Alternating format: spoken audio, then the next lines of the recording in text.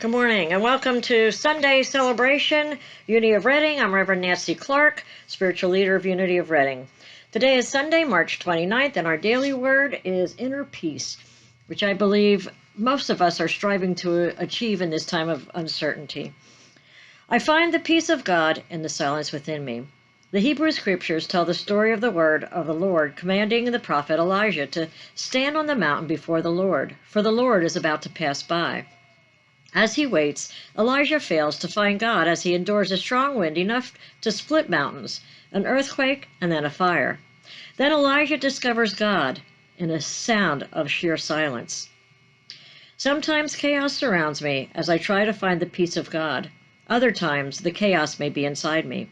I persist in my efforts as I confront inner storms, fires, and earthquakes as I search for peace. Like Elijah, I remain steadfast in faith, undisturbed by what is happening around me. I wait for distractions to pass. Peace is then mine. And from 1 Kings 19:12, and after the earthquake, a fire. But the Lord was not in the fire, and after the fire, a second sound of sheer silence. Last week and several weeks prior, I spoke about life providing us certain lessons. I believe these lessons are not only for us individually, but also as a world community. If we do not learn from these lessons and change our thinking and actions, the lessons will be repeated until we do learn from them, and then, only then, can we move forward. These lessons are simply a way to help us grow spiritually. The Greek philosopher Zeno stated, the most important part of learning is to unlearn our errors. I also expressed the idea of going back to basics in times of uncertainty. I consider the basics is following and living the principles of truth. To me, the principles of truth, and that is truth with a capital T, are contained within the 5 unity principles. Unity of Reading states the 5 principles in this way. Number 1, God is absolute good and everywhere present. Number 2, we are spiritual beings created in God's image. The Spirit of God lives within each person. Therefore, all people are inherently good. Number 3, we are co-creators with God, creating reality through our thoughts. Number 4, through affirmative prayer and meditation, we connect with God and bring out the good in our lives. And 5, knowledge of these spiritual principles is not enough. We must live them. I spoke about the first principle, God is good and everywhere present. And for those of you who are unfamiliar with unity, I wanted to explain the use of the word God a little bit. I believe sometimes the word God is loaded, meaning lots of misperception and misunderstanding. When I use the word God, it can be interchanged with such things as the universe, universal energy, creative energy, source energy, spirit. Emily Cady, in her book Lessons in Truth, wrote, God is the good itself coming into expression as life, love, power, and wisdom. God is spirit or energy, present everywhere, which means this creative energy is present inside each and every one of us as our life force. The presence of God within is described in the Eastern cultures as chi energy. Some might call it such things as our inner being, our higher self, the Holy Spirit, or Christ consciousness.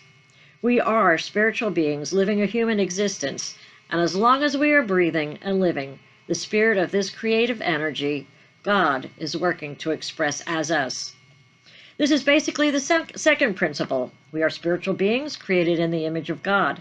The Spirit of God lives within each and every person. Therefore, all people are inherently good. The third principle, and kind of what I want to talk about today, is we are co-creators with God, creating reality through our thoughts. We do live in an energy universe.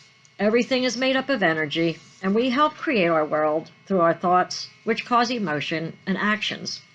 Through our thoughts, we are co-creating our reality.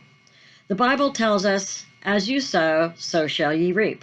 And as a man thinketh in his heart, so shall he be. Jesus' teachings are loaded with examples to back this up.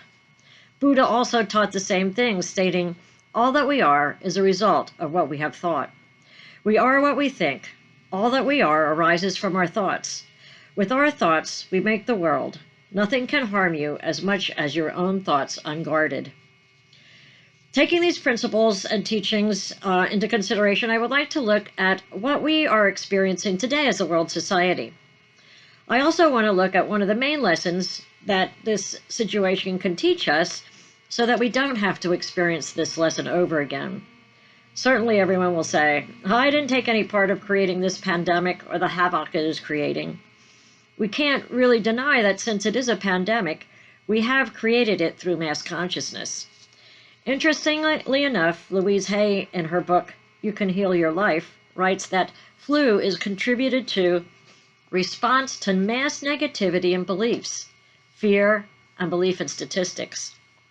As lessons have always been presented, I wanted to go back a little to see if this lesson has ever been presented to us before, and if maybe it's coming again because we didn't learn from it. The last massive deadly pandemic was in 1918, which that coincided with World War I. Obviously, a time of mass negativity, fear, and hatred. During World War I, there was a headline that stated, "Our country is paralyzed," of course relating to the economy. However, the polio epidemic broke out shortly after that in New York City in 1916. Were these lessons showing us what mass hatred, fear, and creativity or negativity can create? Each year since 2008, the Council on Foreign Relations Center for Preventive Action asks foreign policy experts to rank their 30 ongoing or potential conflicts based on how likely they are to occur or escalate in the next year, and their possible impact on the U.S. interests. Towards the end of 2019, perhaps as an indication of rising concern about the state of the world, respondents rated more threats as likely to require a U.S. military response for 2020 than any other time that this survey has been done in the last 11 years. Of the 30 conflicts in this year's survey, only 2 were judged as having a low likelihood of occurring in 2020. So let's look at this past year of 2019 and what was going on as we created this pandemic. This past year has been flooded with worldwide events producing discontent, fear, separation, and hatred. Some of these things included the North Korean U.S. nuclear talks being stalled, Brexit upending British politics, the U.S.-China trade wars continuing, the Central American migrant exodus growing, talks of building the wall and separation, the Amazon burning, mounting evidence that the planet is warming still, which has not galvanized global action. Tensions flare in the Persian Gulf, and war in the Persian Gulf seemed imminent at several points in 2019. The United States ended its support for the Syrian Kurds. U.S. House impeached President Donald Trump and divided the country. Probably most eminent is the best summary for 2019 to be the year of protests. Protests over various things throughout the world in Hong Kong, Chile, Algeria, Lebanon, Iran. Protests also rocked Bolivia, India, Nicaragua, and Russia for various things. An unseeming, unending parade of summits, crises, and protests have dominated the news in 2019. So again, looking at Unity's third principles, thought, create, experiences. Human beings create their experience by the activity of their thinking. Everything in the manifest realm has its beginning in thoughts. We are co-creators with God, creating reality through thoughts held in mind. We create our life experiences through our way of thinking. Is it any wonder that we, as a mass consciousness, have created this coronavirus pandemic, mimicking the energy of fear, hatred, discontent, and separation that we experienced in 2019? The good news is, if we have created this, though, we also have the power within to heal us as well. We first need to look at this as a lesson. The lesson has been provided to us numerous times before, perhaps in a lesser scale, but nonetheless the same lesson. We need to also acknowledge that if we do not learn from this and change our way of thinking and relating to each other, we may create it again. But I want to give you a bit of encouragement. Several years after World War II and when our economy rebounded, there was another headline that read, "Our country is back on its feet." And directly following that was the polio vaccine. So we might be saying, well, I'm only one person. What can I do? What can I do if this was created through mass consciousness? But we have to remember that we are a part of mass consciousness, and not only look at the past to see how we may have played a part in this, but to now look in the present to see if we were adding to it and how we can heal it. We need to stop and ask ourselves, are my thoughts, words, emotions, and actions producing more fear and anxiety within me and those around me? Or are my thoughts, words, emotions, and actions bringing peace and healing to the situation? Buddha states, what you are is what you have been. What you'll be is what you are now. Paul writes in Philippians, finally, brothers and sisters, whatsoever is true, whatsoever is noble, whatever is right, whatever is pure, whatever is lovely, whatever is admirable, if anything is excellent or praiseworthy, think about these things. What words and feelings fill your daily conversations? I've been taking this time to make some phone calls of myself just to check in with others. A few days ago, I spoke to one of the members of our congregation for quite a while. We laugh most of the time, laughing at some of the crazy things that we do, sharing funny stories. And after that phone call, I felt so uplifted and peaceful.